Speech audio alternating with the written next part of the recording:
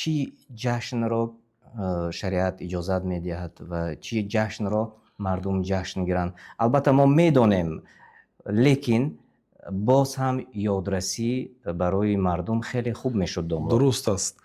بله، یعنی ما باید فقط عیدی که برای ما شریعت اعلان کرده است همون عید جشن گیریم. خیلی که پیامبر صلی الله علیه وسلم وقتی که حضرت انس نقل میکنن که وقتی که پیامبر صلی الله علیه وسلم به مدینه اومدن، اونها 2 روز داشتن.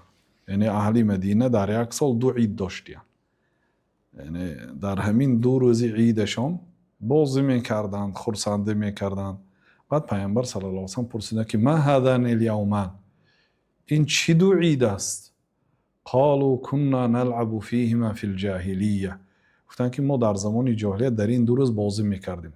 بعد پیامبر صلی الله علیه وسلم گفتن که ان الله قد ابدلكم بهما خيرا منهما يوم الاضحى و یوم الفطر. الله تعالی به عوض این 2 روز که در زمان جاهلیت همچون عید جشن میگرفتید عوض داد. گفتن از آنها بهتر روز اضحی یعنی عید قربان و روز فطری رمضان.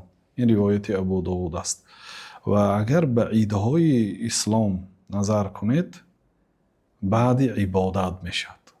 مثلا عید رمضان بعد 1 ماه رمضان، بعد عبادت 30 روز بندگی، روزه‌داری، تراویح، خودداری از گناه، خاصتا دهه آخرش، دهه جستجوی شب قدر، شب زنده داری، روزها روزه، شبها نماز، اعتکاف، عمره، تمام انواع عبادات رو در بر میگیرد. در آخرش عید است. بله. عید قربان هم دهه اولی ذوالحجه پر از عبادت، روزه، حج، طواف، عمره، قربانی، ذکر، عبادت. بعد روزی 10 ذوالحجه روزی عید است. این هم بعدی نماز میخوانید، نماز عید، هر دوشم با عبادت. یعنی عیدی ما عیدهای مخلوط با عبادت، آمیخته با عبادت. خرسندی ما خرسندی واقعا روحی و جسمی. خیلی نه که خرسندی فقط جسمی باشد مانند جشن کافرها، عرق نوشی و رقص و بازی و همین چیزا. برای عرق نوشی ها برای چی؟ برای اینکه غم و درد روح و قلب رو نفهمن. فقط جسمشان گویا که عید کرده ایستاده است. رقص و بازی و فسق و فجور و از آن عید مسلمان ها واقعا عید است. عیدی معنوی و مادی، خوردن هم دارد، نوشیدن هم دارد، با عبادت آمیخته. الله از شما قبول کند، از شما نیز قبول کند.